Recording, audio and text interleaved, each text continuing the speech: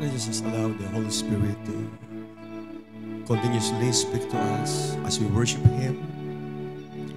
Thank you, Lord. We acknowledge your holy presence, God. As you said in your word, two or three gathered together in your name, you are in the midst of them. Holy Spirit, we acknowledge you.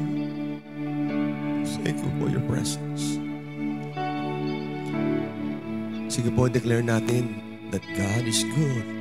Hallelujah. God, you're so good. God, you're so good.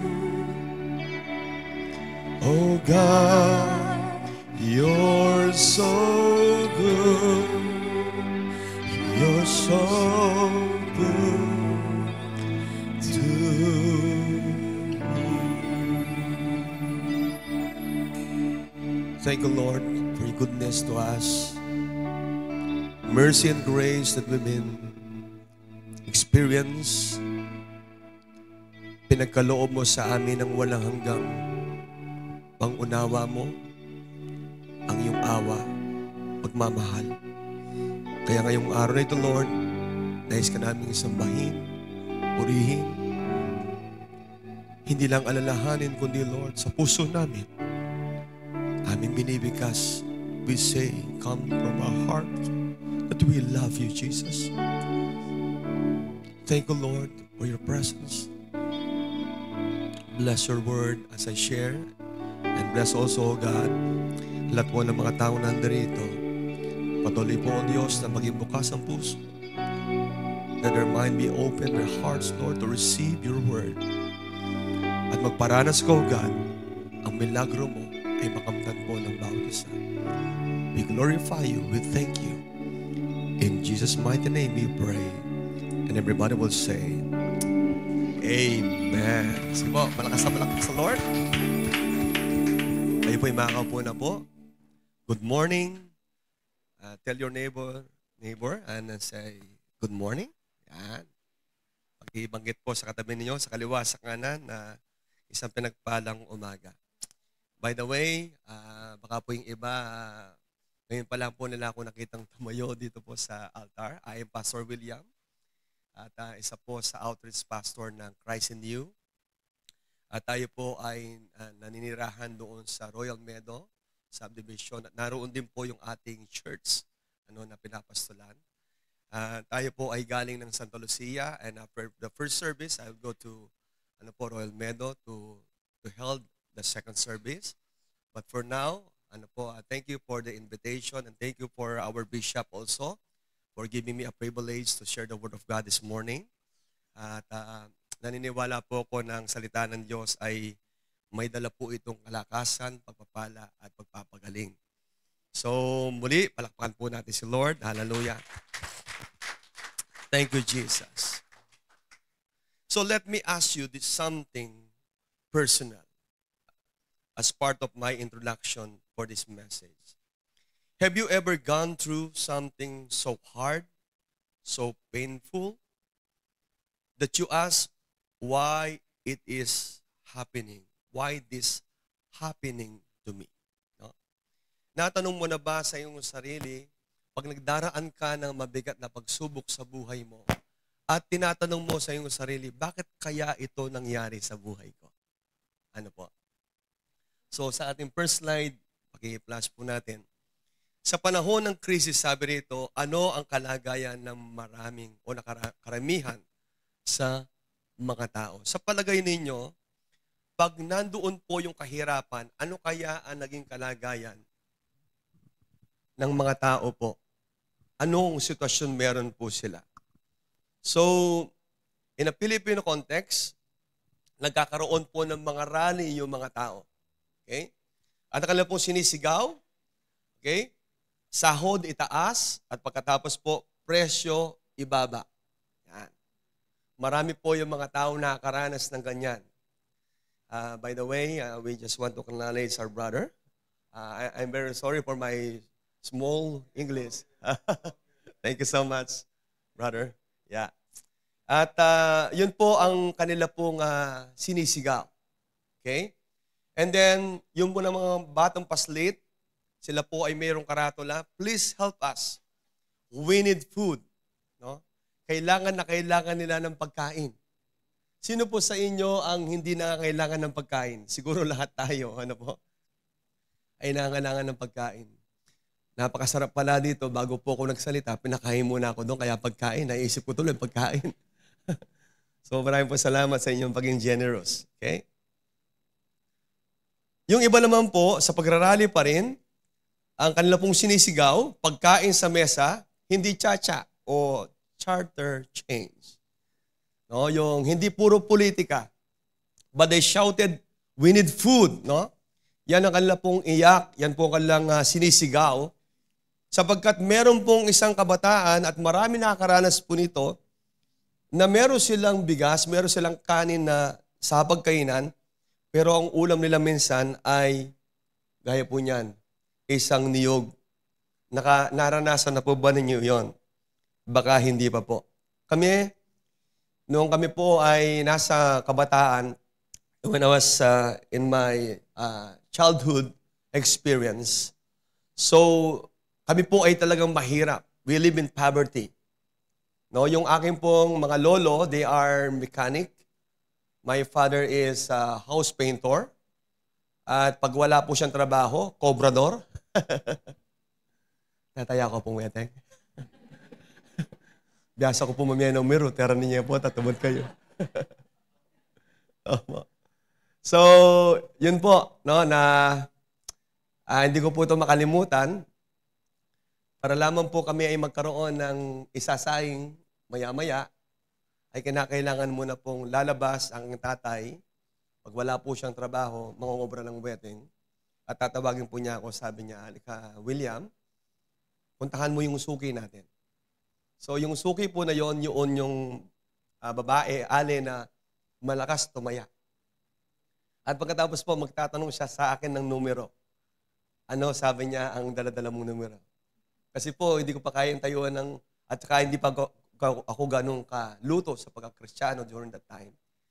Eh, nagbibigay po ko sa kanya ng 15. Tapos mag-iisip siya ng numero ni Papa. 15-32. Excuse me po, ano, baka hindi na ako makatayo sa susunod dito. Bakit dapat versikulong sinasabi ko? Bakit? Because that is my experience. I live in that way of living. Ang aming pong pamilya ay mahirap. And then, alam niyo po itong mga naka-picture on the next slide, please. Yung rice and Milo, pagkain po namin yan. No? Rice, gatas, plus gatas at asukal. Ang sarap po niyan. Sino sa inyo nakatikim na po ng ganyan? Ako lang talaga. Amen? Ito po, what about rice, toyo, and mantika? Yung pong oil. Okay? Pimekos-mekos mo, di ba? Ihalo-halo mo ito at ito po ay napakasarap na tanghalian. O kung ito man po ay hapunan. Pag walang-wala talaga, you will put rice into a coffee. Yan. No? Sa kape. And that will be your lunch or maybe sometimes that will be your dinner, ganon. Ganon po ang pinagdaraanan ng mga nabubuhay sa kahirapan. Okay? But you know, pag nag-upgrade ng konti, magkakaroon ng pritong tuyo. Yan, masarap yan. Gutom na po. Gugutumin ko na kayo yan. Huh? So, and also, fried egg. Yan. Pag medyo gumanda-ganda, magkakaroon ka ng mang-inasal na palaka. Ayun po yun. Kumakain po kayo ng palaka. Manyaman po yung tugak. Niya po. At adobong palaka. Pag medyo naging crispo ang level ng tinatawag nating source of income, makakapagluto po ng gulay. No? Ayan. Di ba? Ang sarap ng lutong ampalaya. Sino po sa inyo ang gustong-gusto nyo ito? Siguro sa panahon ngayon, hindi na po pagkain ng mahirap ito, di ba? Lahat po ay kinakailangan kumain ng gulay. Alam niyo po, ang ampalaya, mabisa sa gamot sa diabetes. Pag nasosobra na po tayo sa asukal, kain lang tayo ng ampalaya. Okay, so pag gumanda-ganda, magkakaroon ng sardinas at ihahalo mo ito sa ibang klaseng gulay. At kuminsan po, ginataang suso. Natikman na po ninyo yun? Di ba masarap po yun, no? Naalala ko po yung sabi ng bata. Galing po siya ng school. Sabi niya, Tay, anong ulam? Sumagot po yung kanyang tatay, gulay anak, para humaba ang ating buhay. Tapos po sabi ng bata, Tay, bukas sana, baboy naman. Baka di na tayo mamatay, sabi niya. Ay, ilan na nakakuha sa... Di talaga ako marunong mag-joke. Sorry po, wrong number. No? Narinig ko lang po ito sa Facebook. No? Natawa kasi ako, kaya nabanggit ko po sa inyo. Pero sorry po, hindi kayo masyadong natawa. Anyway, yun po ang tinatawag natin mga situations in life that every person na gusto nilang magkaroon ng breakthrough, makahulagpos sa alam pong pinagdaraanan. And another slide is, this will be a picture of little children. No, naka-form sila, nakapila sila. They are longing for food. No? Kaya tayo po na mga Christian, ako po, tuwang-tuwa ako pag nagkakaroon tayo ng mga feeding ministry. Kasi nakaalala ko nung ako'y maliit. Way back, that was 80s. Kasi na-born again po ko February 25, 1988. Pero mas bata po ko doon, nagsimula sa part ng Angeles City, yung mga galing po ng ibang bansa. Doon sa bayanihan, Baptist Church. Sila po ay merong missionary come from United States, and then they bring the good news sa part po ng Angeles, sa may Friendship, at doon po sa amin sa may San Nicolas. So nagpupunta po doon yung mga kapatiran natin, mga puti, at sila po ay nagtuturo ng mga bata. At isa po ako doon sa mga natuturuan. At alam niyo, ang pinakamasarap po na part po doon, yung merienda time. Diba? So, nararaos ang mga pagkakataon na yon because of those small things, but sa isang batang paslit na kumakalaman si Kumura, ito po ay malaking biyaya na. Can I hear amen for that? Yan, mga namumulot po ng basura just to extend and to have some money, a little money for their food. So, yun po ang tinatawag nating crisis o crisis. Pag sinabing crisis, next slide, makikita po natin ang parabagang napakadilim. No? It was a dark situation, a lonely situation. No? Isang sitwasyon na mabigat ang iyong pakiramdam. Okay? Pag sinabing crisis means a time of intense difficulty, trouble, or danger is a turning point, a moment where things can either get worse or start to improve depending on the response. So, kapag nandyan po ang tinatawag nating crisis o crisis, nagdaraan ng mga tao po na matitinding mga kahirapan talaga. Na kung saan dumati sa punto ng buhay po nila na talagang pabagsak na pabagsak at pahirap ng pahirap ang kanilang nararanasan. At pagkatapos po, nakadepende rin po ito sa tao na nagdaraan ng ganyang pagsubok kung kaya po niya itong tumugon ng tama o mas lalo pa maging worse ang kanya pong kalagayan. So yun po ang tinatawag nating crisis. Okay? But crisis can be an opportunity. Okay? Maari pa lang ang crisis na yan, ang crisis na yan, ay mauhugot dyan yung tinatawag nating opportunity. And what is the meaning of opportunity or opportunities? Chances or situation that allow you to do something new, to grow, succeed, or improve your life. Yun po pala. Pag sinabing nagkaroon ka ng isang oportunidad, galing doon sa poverty situation, towards to the next level of your life. Parang ako po, sa biyaya ng Panginoon, ay hindi po nanatili doon sa kalagayang puro mahirap. Pero nung magsimula po kami sa ministry, way back na nasa Santa Lucia pa po kami, talaga namang nang iwan ko na po yung trabaho ko, nag-full-time po kami kasama ng mga pastors po doon. And we decide to follow Jesus, no turning back, whatever it might happen. I give up my job and I push through my calling, no? Ang panawagan po ng Diyos. At talaga sa simula po, iiyak talaga yung kalabaw. Bakit po? Ako po ay nagkakaroon ng love gift o natatanggap ng 150 pesos a week. I have my 3 children.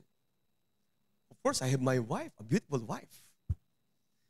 Paano mo bubuhayin ang iyong pamilya kung ikaw ay merong 150 piso? Okay? But our faith has been tested for such a long, long years. But praise God, for the glory of God. On those days, on those difficulties, crises in my life, together with my family, I found the real meaning of being a follower of Jesus Christ. Palakpakan po natin ang Panginoon. And yun nga po, lalo nagpakilala si Lord sa buhay ko. Lalo ko siyang nakilala. Lalong nagbigay po ito ng katatagan na magpatuloy pa sa paglilingkod po sa Kanya. Okay. Now, let's open our Bible dito po sa Santiago, sa James chapter 1, verse 2 to 4. Babasahin ko muna po sa Tagalog. Sabi rito, mga kapatid ko, ituro ninyong buong kagalakan kapag kayo'y naharap sa sari-saring pagsubok. Yamang inyong nalalaman na ang pagsubok na sa inyong pananampalataya ay nagbubunga ng pagtitiis. At inyong hayaan na malubos ang pagtitiis ang gawa nito upang kayo'y maging sakdal at ganap na walang anumang kakulangan. So sa pamagitan pala ng mga pagsubok na yan, ano po mga kapatid, ay diyan lalo pong tumatatag ang ating pananampalataya. There's something in us na nag-i-improve, nag-grow in our character, in the way we live, especially in our faith in God. Kung paano po natin tinitignan ang ating pong pananampalataya sa isang buhay na Diyos. Dito po sa English sabi sa verse 2, Dear brothers and sisters, when troubles of any kind, pag sinabing any kind, no? Marami po yan, iba't iba, sari-sari.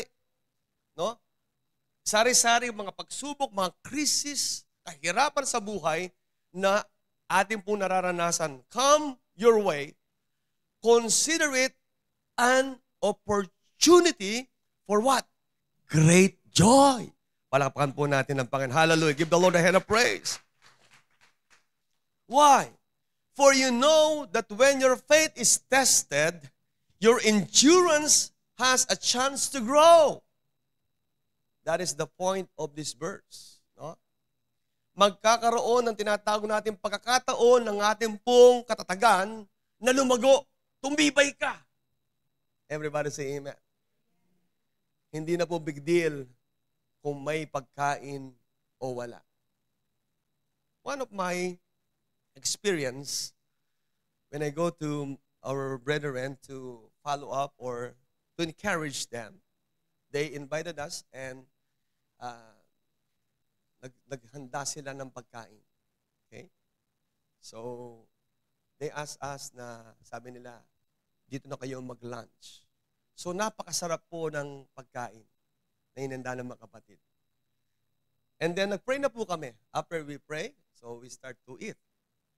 Habang ako po'y sumusubo, hindi ko po malunok-lunok yung kinakain. Bakit po? Kasi may iniwan akong 3 anak na alam kong wala silang pagkain. Even though I have a lot of food on the table, different kind of dishes, but I can't kainin at lulukin. Bakit po?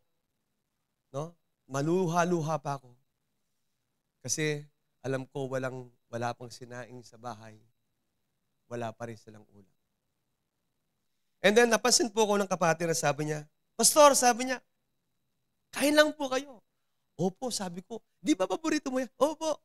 Sabi ko ganun, wala na lang kundi sabihin, ibalot ko na lang po. Wala pong pagkain yung mga anak ko. So, pero hindi ko po ginawa yun. I just allow the time na mangyari. And then, habang ko po'y kumakain, in-encourage po ko ng Holy Spirit. Para bagang sabi sa akin, sige anak, kumain ka. Akong bahala sa mga anak. So, kumain po ako. Then after that, pauwi na po kami. Pastor, sabi niya, uwi na po kayo? Opo, maraming salamat sa hinihanda po niyo. Okay, don't worry, Pastor, sabi niya. I have something for your children. Palakpakan natin ang Panginoon. So, pag uwi ko po sa bahay, ano po? Tuwang-tuwa kami mag-asawa. First, matutuwa din po yung aking 3 anak sapagkat si Papa nila, parang agila, naghanap na makain. May dala-dala kang pagkain para sa mga bata. So, I cannot forget those experience that we have. No? Sa akin pong paglilingkod sa Panginoon. At ito po nakikita po ninyong ito po yung resulta na lang ng ating pong paglilingkod sa Panginoon. Palakpakan po natin sila. Hallelujah. Now, turning crisis into opportunity or opportunities. Paano po? Have you ever gone through some so painful? Yan po yung tanong kanina. So confusing, so overwhelming that you wondered, God, where are you in this? Panginoon, nasan ka? Bakit ano itong pinagdaraanan kong ito? In every crisis, God is working behind the scenes to turn it into an opportunity for growth, purpose, and victory. Everybody say amen. Yan po pala ang pinakalayunin ng Panginoon. Sabi po ni Albert Einstein, in the midst of every crisis lies great opportunity. Sino po naniniwala doon? Na sa kabila ng mga paghihirap na ito, sa gitna ng bawat krisis, naroon ang dakilang oportunidad. Ang sabi naman po ni Sir Winston Churchill, a pessimist sees the difficult in every opportunity, but an optimist sees the opportunity in every difficulty. Magkaiba ang nakikita ng isang pessimist. Ano po yung ibig sabihin ng pessimist? Is someone who always expect the worst to happen. Ito po yung mga taong wala silang iniisip, kundi yung puro pangit na mangyayari sa buhay po nila. Kaya kapag pagka-pangit ang nangyayari, talagang super pangit. Ano po ang kanilang nagiging pananaw? Focuses on problems, not possibilities. So yan po ang mga pessimist na tao. Pag sinabing pessimist, masyado pong puno ng negative ang kanilang pong kaisipan. Yung taong optimist, ano po? Someone who looks for the good in every situation. Kahit pangit na, parang yun po. Kumakain po ako at hindi ko tumalunok dahil nag-aalala po ako para sa kailangan ng aking 3 anak. Pero nung ako po'y comfort ng Lord at sabi niya, sige anak, kain ka, and then I follow God, yun po pala, hindi ko po alam na dahil po yung aking damdamin ay pumanatag na, meron na palang kagad naka-ready si Lord na pagpapala. At alam po ninyo, hindi lamang po yung pagkain. May babaon pa pong 500 piso and during that time, 500 pesos ay para sa akin, malaki na po yun. O tamang obra kang wedding, magkano ka porsyento? But you know, wow. Siguro yung iba sa inyo, baka yung ibang mga testimony ito, ngayon lang ninyo naririnig. Pero alam po ninyo mga kapatid, ito po ay pawang katotohanan. Based on our experience for the glory of God. Sige nga po, palakpakan natin ang Panginoon. So how to turn crisis into opportunity? Number 1, change your perspective. Everybody say, change your perspective. Kailangan po mabago ang ating pananaw. Dahil kapag sinasabi, katotohanan actually, walang pagkain, katotohanan talaga na walang ulam, nararamdaman mo na ikaw ay nagugutom.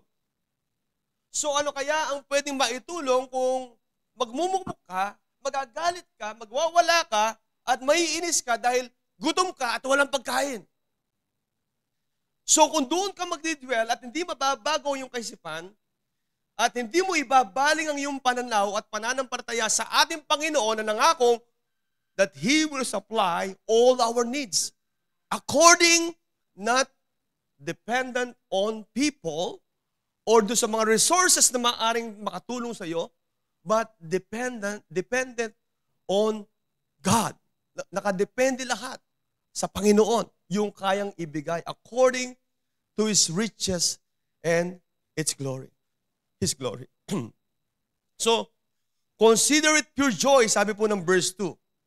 Crisis doesn't just reveal weakness, it reveals opportunity. Opportunity to grow in faith, opportunity to see God in a new way. Everybody say amen.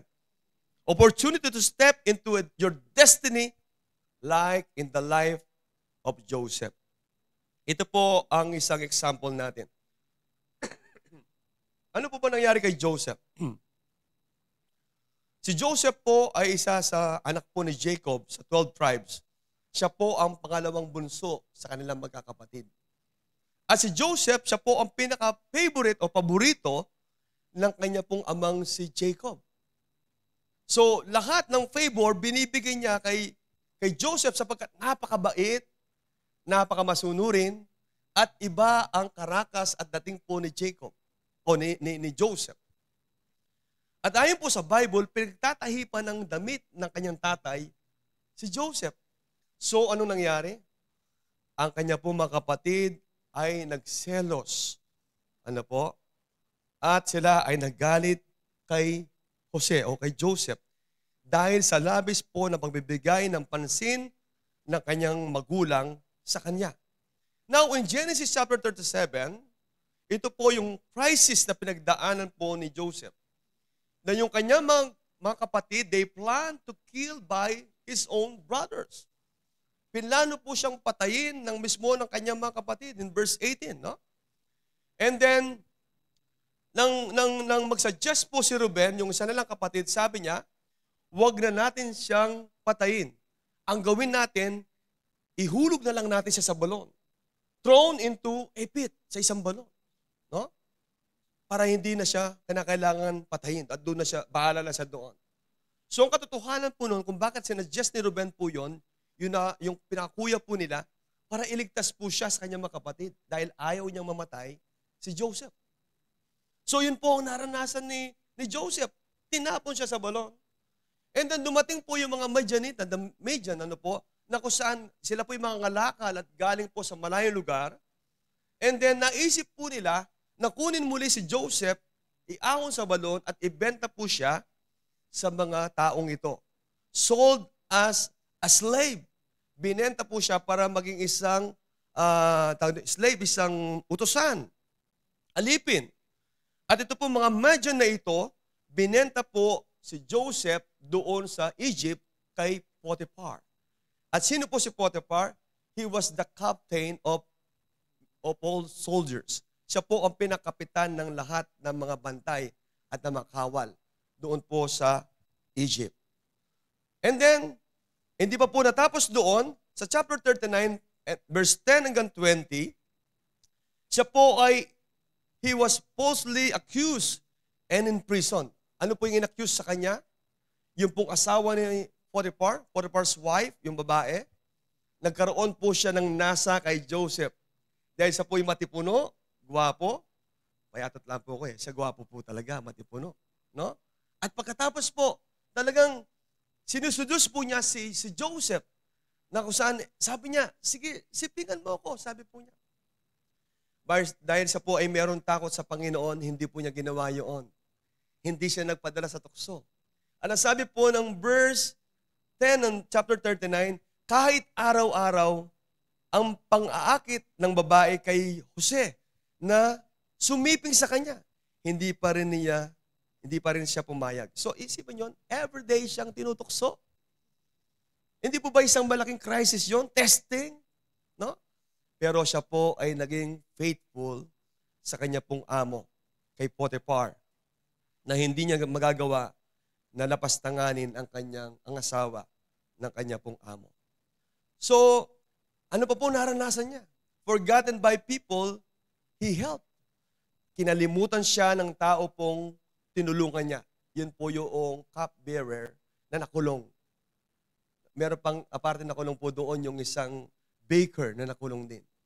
Nagkaroon po ng panaginip si Joseph at interpret po niya ito sa isang cupbearer. Sabi niya, after 3 days, sabi niya, lalabas ka na.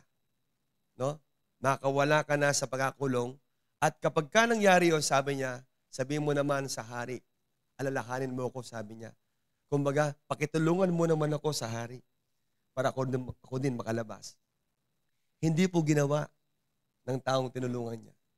So, pinlano po siyang patayin, tinapon po siya sa balon, binenta po siya, inakusan po siya ng hindi niya ginawa at siya'y nakulong at pagkatapos po, siya po ay kinalimutan. But all these events could have left him bitter or broken. But instead, he stayed faithful and trusted God. Palakpakan po natin ang Panginoon. Nanatili siyang tapat at nagtitiwala po sa Panginoon sa kabila ng mga bagay na yon. So we can see in the life of Joseph how he changed his perspective from being planned with his brother to kill him. Tinapon siya sa balon. Pero yung lahat ng iyon ay hindi po niya tinignang masama sa kanya. Kundi alam niya na merong plano ang Diyos sa kanya pong buhay. In Genesis chapter 50 verse 20, ito na po yung context na kung saan magkikita na po yung magkakapatid. Patay na po dito si Jacob. Jacob was died already. And sabi sa verse 20 ni Joseph, you intended to harm me, but God intended it for good to accomplish what is now being done, the saving of many lives. Sabi niya, ang ninasa niyo sa akin, ako'y patayin, pero sabi niya, ito pala ang plano. Okay? Huwag kayong matakot, sabi po ni Joseph, sino ako para makalam sa plano ng Diyos? Totoong nagplano kayo ng masama sa akin, pero pinlano ng Diyos na magdulot iyon ng kabutihan na siyang nagliligtas ng marami sa inyo sa taggutom. So yung palang pinaka-purpose ng Diyos, sa kabila ng pinagdaanan niyang matinding crisis na yon, ay ang plano pala ng Panginoon kung bakit siya kinakailangan makarating ng Egypt ay para ma-save yung maraming tao sa matinding gutom. Kaya kung nabasa po ninyo yung chapter 37 after chapter 15 ng Genesis, that is the history of Joseph, his life, and his experience. So mga kapatid, makikita po natin dito, iba talaga ang nabago ang perspective. Sa kabila ng pangit, ay meron ka mauhugot na isang magandang oportunidad. Everybody say amen. Palakpakan po natin ang Panginoon. Hallelujah. Kaya nga po, basahin natin sabay-sabay ito. Ready? Read. What the enemy, ready? Go. What the enemy meant for evil, God will turn it for your good. One more time. Ready? Go. What? Pwede bang pakisabi mo sa neighbor mo? Tell your neighbor, please. Pakibasa ito. Sabi mo sa kanya, what the enemy meant for evil, God will turn for your good. Palakpakan po natin ang Panginoon. Hallelujah! So, change your perspective. How? By being saturated or saturate your mind with the Word of God. Punuin mo ang isip mo ng salita ng Diyos. So yun po yung nagpatatag sa akin, sa amin. Yun po ang tumulong sa akin na patuloy na pagtiwalaan ng Panginoon. Honestly, napakahirap. At hindi mo kaya masisikmura na bukas may isip mo na ganyan na naman ang kalagayan. Pero alam niyo po, sa mga panahon na yon, doon pala ako hinuhubog ng Diyos upang mas lalong magtiwala sa magagawa ng makapangyarihan sa lahat. Sige po, palakpakan natin ang Panginoon. Hallelujah! Now in Romans chapter 12 verse 2 says, don't copy the behavior and custom of this world, but let God transform you into a new person by changing the way you think. Kaya nga po, change your perspective. Okay? Then you will learn to know God's will for you, which is good and pleasing and perfect. Pangalawa po, how to turn crisis into opportunity as I close. Second, looking unto Jesus. Sabi natin lahat, looking unto Jesus.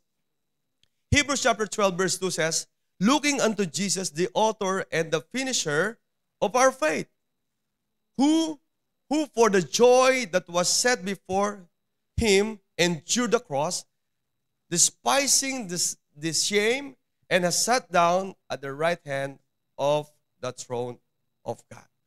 Kaya nga po sabi ito, no?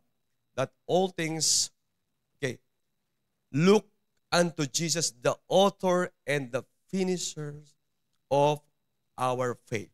Doon po tayo mag-stick.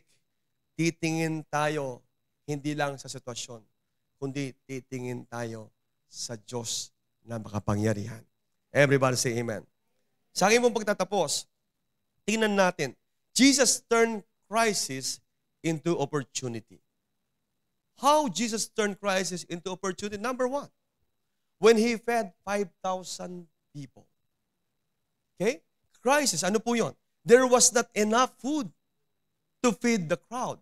Actually, wala pa silang pagkain during that time bago pa dumating yung bata. They have only 200 denarii.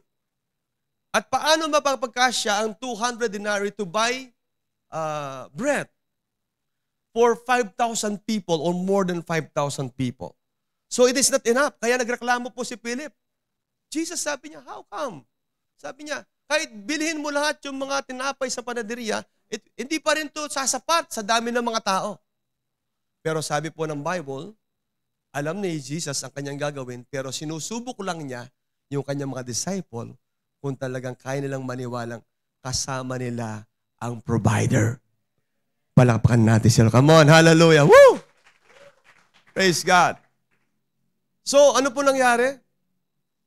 Nilapit ni Andrew ang nagdadala ng 5 tinapay at 2 isda.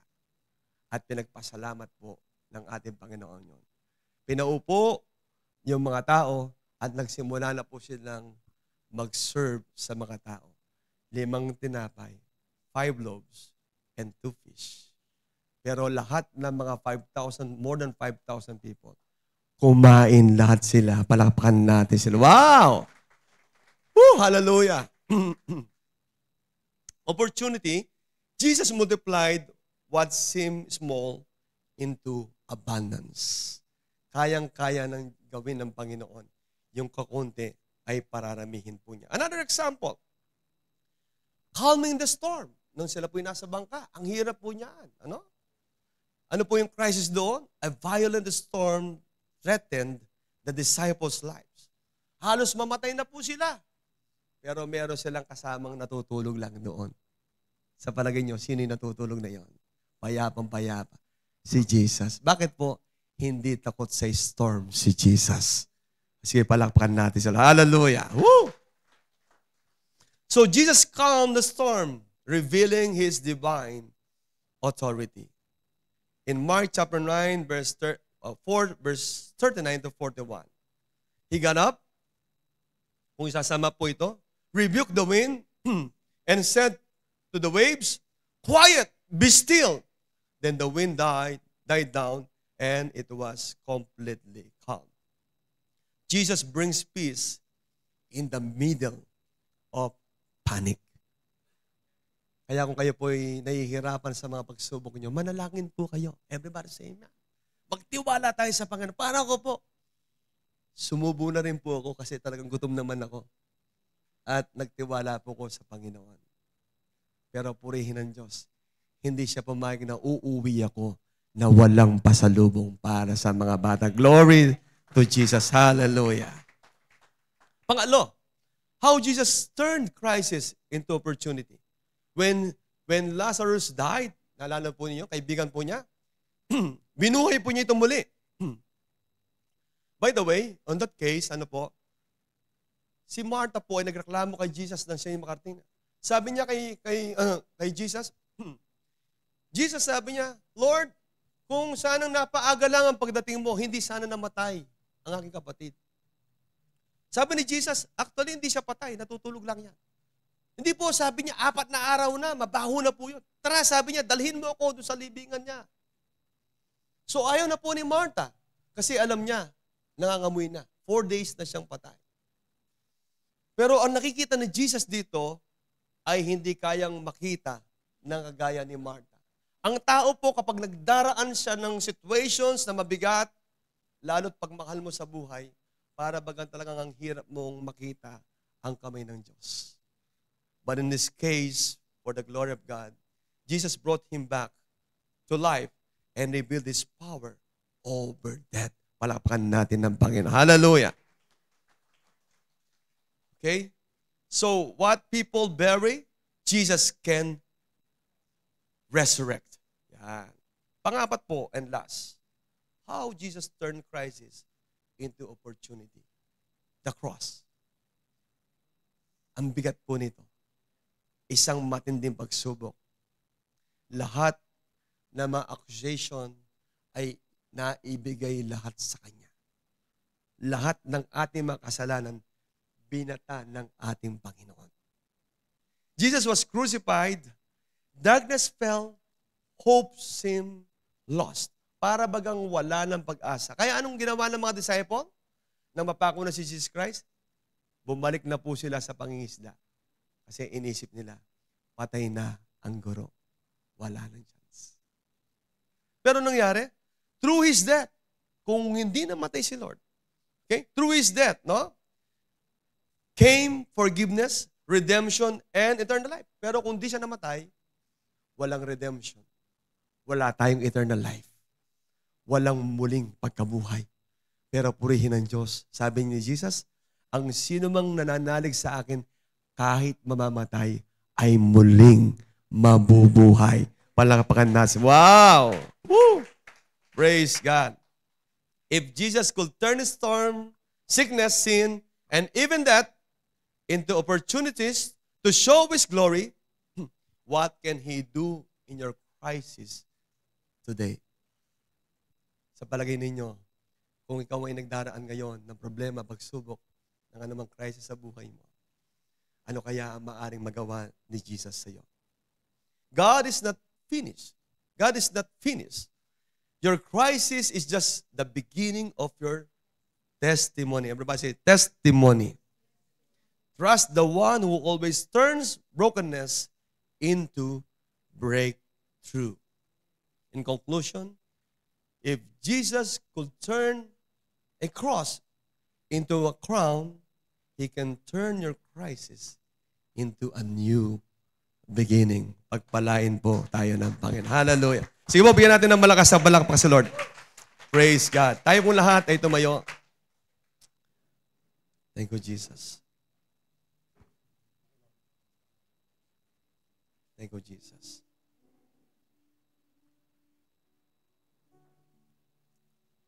Ang bilis lang po magdaan ng mga oras. Tala niyo mga kapatid, the most important part in our Christian life is not when we receive blessing or a privilege or sabihin na natin mga praises na maaring sabihin ng tao sa atin.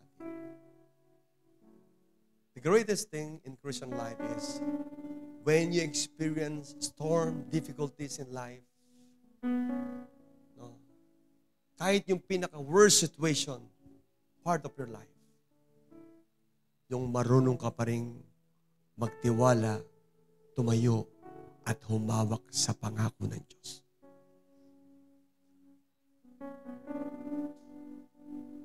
Hebrews chapter 13 verse 5 says, I will never leave you nor forsake you. hindi kita iiwan ni pababayaan man. Kapatid, kung meron ka mang pinagdaraanan, if you've been experience crisis in your life, difficulty, just come to Jesus.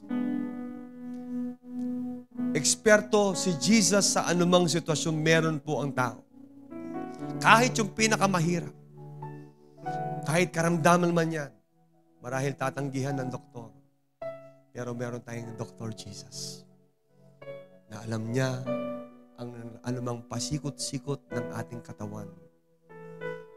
Kapatid, maski po yung buhay mo ngayon, actually, kilalang kilala ka ng Panginoon.